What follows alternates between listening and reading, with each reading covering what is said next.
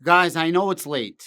I know it's 10 o'clock. I've been out all day, but I really want to make a video because I am sick and tired of seeing all of these absolute haters, all of these absolute schmucks trying to shit on Palantir. They give them literally zero credit for all the amazing good that they do, not only in big business, not only in government, not only for the United States, but on a social level. There are countless projects that Palantir is involved in. I'm going to speak on one of them specifically: missing children. Palantir has been working with NCMEC from back in 2010. Let me read you a quick publication from Palantir's website, and then I'm going to play a 6.5-minute video. This is an oldie but a goodie that I'm sure most people have not watched. Most people do not know all the good that Palantir does. And I believe that it's my job and duty to shed some light on the absolute amazingness that is Palantir in our society. How can you hate a company that is all about helping its country, but not only helping its country on the macro, helping its society, the society of the United States, on a micro level? As per Palantir's website, Palantir and NCMEC fighting child exploitation with big data.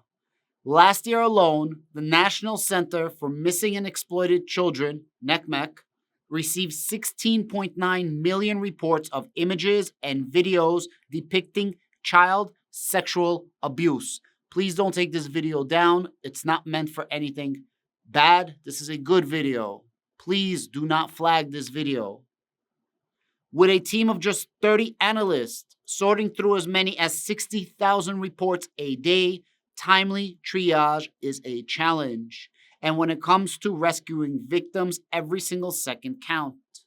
Since 2010, Palantir has partnered with NCMEC, providing our data integration software in support of its mission to help find missing children, reduce sexual exploitation, and prevent future victimization. A short film by Freethink Media takes viewers on the front line of NCMEC analysts and law enforcement personnel who share how Palantir software aids in their efforts to identify and rescue children victims. Guys, I am super proud to bring this specific video to you tonight, and hopefully you guys actually watch it. I know it's late, but I really want to get a video out before tomorrow.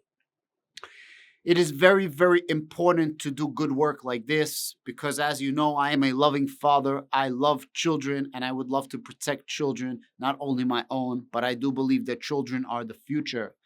And children need to be protected at all costs. And I am super humbled and proud that I found this video and that I can share it with you guys. One of the main things is resources. They don't have enough resources to comb through all the data. And many times there is only partial pieces of data. There is only one company that I know of that can make you so efficient and give you the most out of what you have to actually make you efficient. This is the video of them speaking. These are not going to be my own words, and you're going to see the absolute power, the behemoth of Palantir that allows you to do so much more with so little resources. Enjoy the rest of this video, and if you ever watched any video from me, please enjoy this one to the fullest. Give me a like, give me a share, give me a subscribe. Let me know down below if you like these type of videos, if I give you these videos that most people don't even know about. Thank you. Have a great day. Save the children. I love you all. Have a good one. Most problems in our world today are complex. Good versus evil is not as straightforward as I thought. But what's interesting is this particular issue, working on counter child exploitation, is one of those few cases that actually is pretty clear-cut. It's pretty universally held that this is something we need to stop.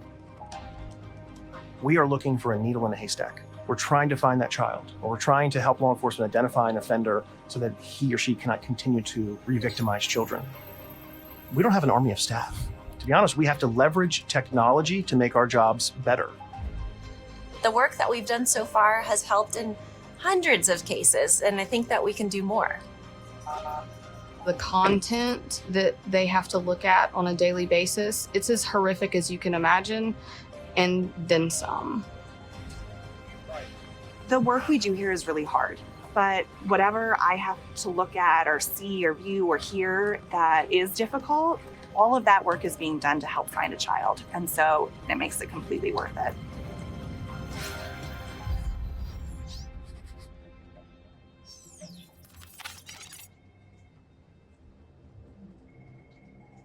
NCMEC stands for the National Center for Missing and Exploited Children. Our role is to be the centralized reporting location for child sexual abuse material. We have a team of analysts that sift through tens of thousands of reports every week. Their goal is to try and locate those children. As I'm coming across a report now and looking at it, I'm looking for clothing clues, things in the background. Is there a water bottle that I can figure out what brand it is? And this is what I'm using to try to figure out who is this person that has potentially traded or distributed this image and where are they located?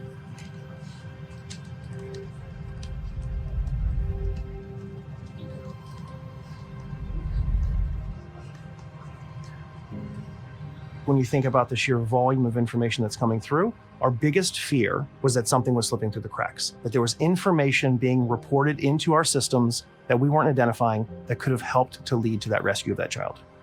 And we knew that Palantir could deal with big data. My name is Angela Mueller, and I lead our work at Palantir on counter-child exploitation. NCMEC receives over 60,000 cyber tip reports every single day. And so there's no way that they can look every single day at every single one of those reports. So the ultimate goal is to support NCMEC in surfacing the most actionable intelligence so they can get that to the hands of law enforcement, who can make arrests as quickly as possible and rescue as many children as possible, oftentimes same day. My name is Debbie Garner. I lead the Child Exploitation and Computer Crimes Unit here at the Georgia Bureau of Investigation. A few years ago, NCMEC sent us a cyber tip that included images that had never been seen before by NCMEC. When we receive information like that, we know that that is something that we need to act on immediately because a child could be in danger. We did some additional investigation, which led us to a location where we thought the child lived. Something that's important to understand is that these images are rarely produced in isolation. They're produced as part of a set that often gets grouped together as a series, whether it's a single photo shoot or a combination of images taken at the same time or place. So NCMEC is able to group those together so that the analysis is richer. Analysts are very good at interpreting this information, but once the data scale grows beyond a certain size, they can't remember every report they've ever seen, or perhaps they've not seen all the reports. Through an algorithm, we can find that connection for them in an automatic way and suggest it to them. Hey, maybe you consider these two reports side by side. We have reason to believe that they have something in common. Let's use technology, let's use data analysis to find those connections at scale, because a computer can scale to the millions, to the billions, even if a human doesn't have time to look at that many reports in a lifetime. While we were there where we believed the child would be, we received additional information from NCMEC. They were able to provide us with GPS coordinates of where the content was produced. The coordinates matched our location. And at that point, we arrested the father. If we call law enforcement and we tell them that there's a hit based on a Palantir alert within our system, they drop everything and they work those cases. It used to take days to weeks when dealing with cyber tip line reports and seeing offenders arrested. Now with the Palantir alerts, we're talking hours from the time we've received the information to when law enforcement has made an arrest. As a result of one Palantir alert, there have been over 500 arrests and 350 children rescued.